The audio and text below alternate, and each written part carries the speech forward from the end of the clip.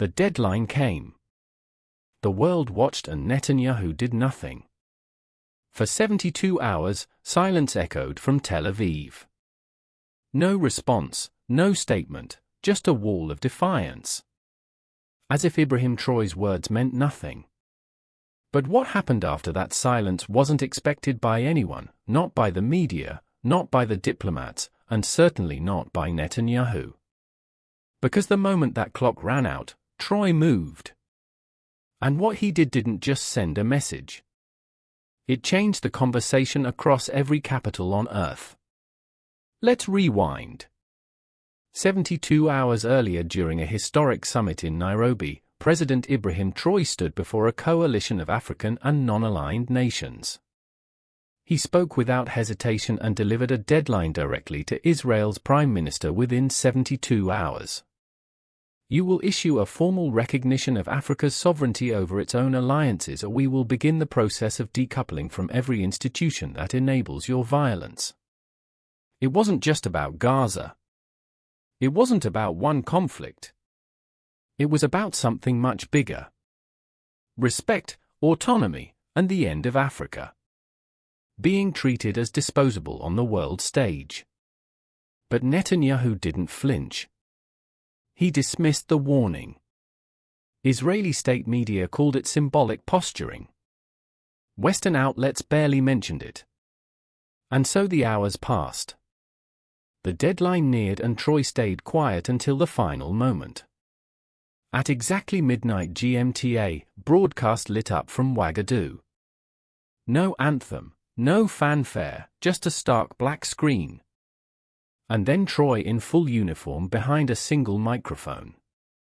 His voice was calm, controlled. Since our calls had been ignored, he said, we will no longer participate in silence. And then he made 3 declarations, each more shocking than the last. First, announced the immediate suspension of all Israeli business interests in Burkina Faso.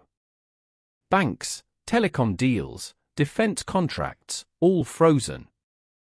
Second, declared a continental summit for 15 African nations to draft a new alliance, one that would no longer accept pressure from former colonial states or their allies. And third, he called on African nations with Israeli embassies to reconsider their diplomatic presence, not with war, but with principle. No nation has the right to ignore the voice of a continent. Traoré said, our deadline was not a threat. It was a mirror. And now the world must look. The broadcast ended and the shock waves began. By morning, 3 countries, Chad, Mali, and Guinea, recalled their ambassadors to Israel. 2 others halted. Israeli infrastructure deals.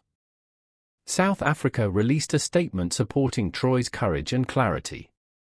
But what really caught global attention is what happened next in the streets. From Dar to Dar Salaam, young people flooded into city centers, waving flags, chanting Traoré's name, holding signs that read, Africa will not be silenced.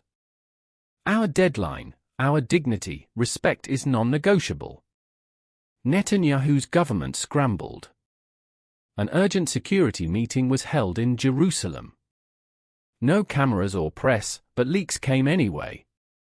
A voice recording allegedly from a closed-door session caught Netanyahu saying, we underestimated him.